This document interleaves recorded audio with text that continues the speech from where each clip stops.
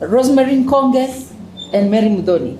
Mrudishe tarehe 27 ulogin atupatie tarehe yenye anataka.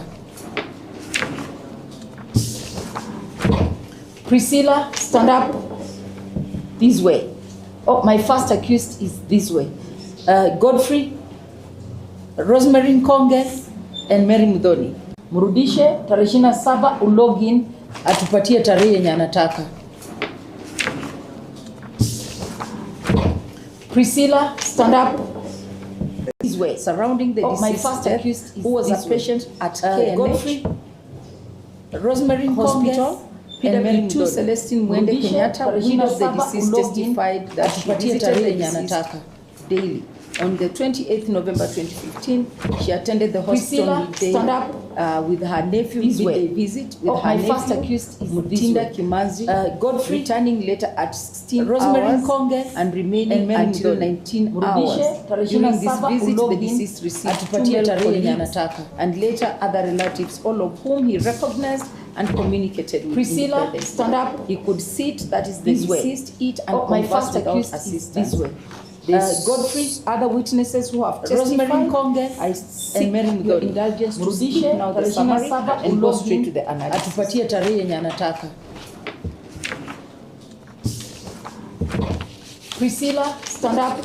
I have considered the totality of my first prosecution and defense evidence in the light of the applicable law, Rosemary including the submission. And Mary Mudhoni. I find the following to be the issue for determination: whether or not the accused persons caused the death of the deceased.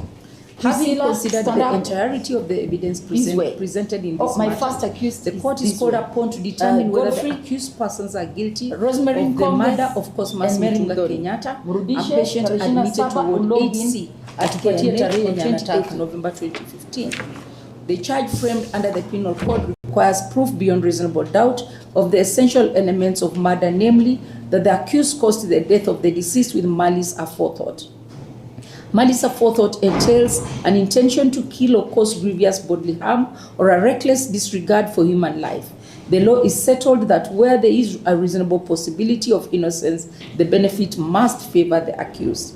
The prosecution relied on circumstantial evidence and the testimony of witnesses to assert that the accused nurses present in the ward on the night in question caused the violent death of the deceased. The evidence establishes that the deceased sustained multiple injuries, including stab wounds to the face and head, a missing eye, fractured teeth, and other blunt force trauma, and that a blood-stained metal bar was present in the ward. Several witnesses, including relatives and co-patients, described the deceased as being in good health prior to the incident, while hospital staff described his critical medical condition, immobility, and inability to communicate independently. The defense presented detailed testimony from D1, 2, and 3, all nurses on duty in Ward 8C, and defense witness 4, a cleaner. They consistently testified to routine night shift activities, including administering treatment, turning immobile patients, checking vitals, and securing the ward. They observed blood on the deceased and a metal bar nearby only upon discovering the deceased body, at which point they promptly called security and police. All testified to wearing gloves, being in uniform, and taking procedural precautions, including reporting the incident immediately. The ward is shown to be inherently porous, with multiple entrances, sliding windows lacking locks, and corridors providing external access. No security personnel were stationed on the floor on the night in question, and visitors had been present until after visiting hours. Upon careful analysis, several critical gaps in the prosecution case emerged. First, there is no direct evidence linking the accused to the metal bar or the injuries sustained by the deceased. No fingerprints, DNA, or eyewitness account places any of the accused in the act of assaulting the deceased. Second, the prosecution has not established motive.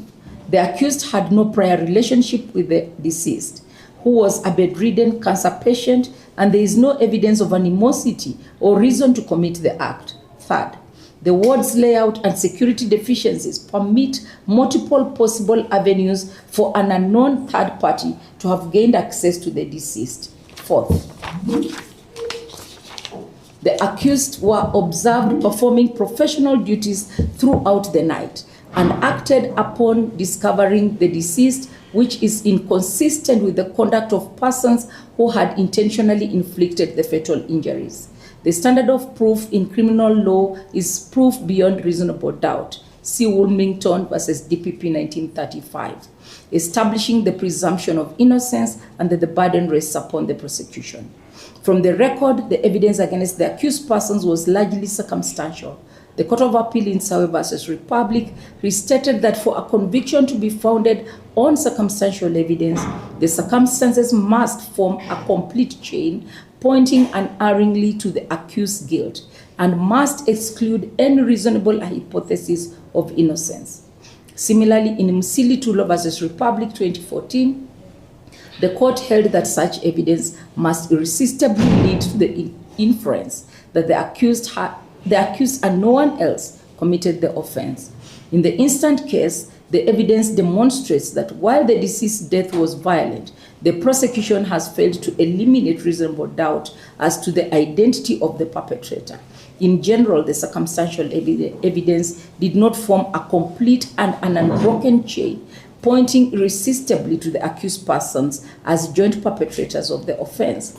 The circumstantial nature of the evidence, absence of forensic linkage, porous ward security, and credible alibi and routine activities of the accused preclude a finding of guilt beyond reasonable doubt. Having considered the elements of murder being death caused by the accused and malice aforethought, the court finds that neither has been established. The accused persons did not act with intent to kill or cause grievous bodily harm, and there is no evidence to rebut the possibility that the fatal act was committed by an unknown third party. The death, while tragic, occurred in a hospital environment where access could have been gained by others and where the deceased's pre-existing medical condition required constant care. In the circumstances, the prosecution has not discharged the evidential burden required for a conviction. The court is bound by the principle that doubt in the prosecution's case should be resolved in favor of the accused persons. Accordingly, the court finds that the accused persons cannot be held criminally responsible for the death of Cosmas Mutunga Kenyatta. Consequently, the first accused, Priscilla Wairimu Njeru, the second accused, Godfrey Murithi Gashora, the third accused, Rosemary Nkonge, and the fourth accused, Mary Mudhoni Kamau, are hereby acquitted of the charge of murder. They shall be released forthwith unless lawfully held. Orders accordingly.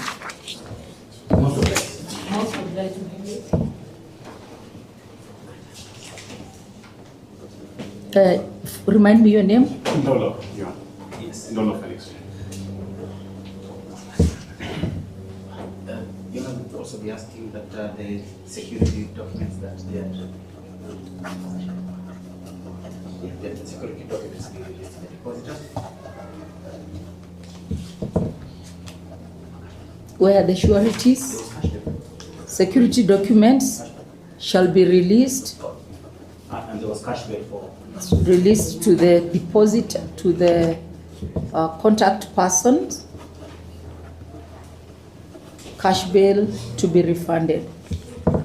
Yeah, I would also humbly ask for the judgment. I think it is well written. Yeah, just a bit of typos. Yes. And then I think the room is also dark. I want to go through. Yes. You will find it on Kenya Law in the next 1 hour. Yeah, or you can also get a hard copy from the court admin or the DR. Merry Christmas and happy holidays, everyone. Thank you, Wayne. Okay. Thank you. Sorry for interrupting.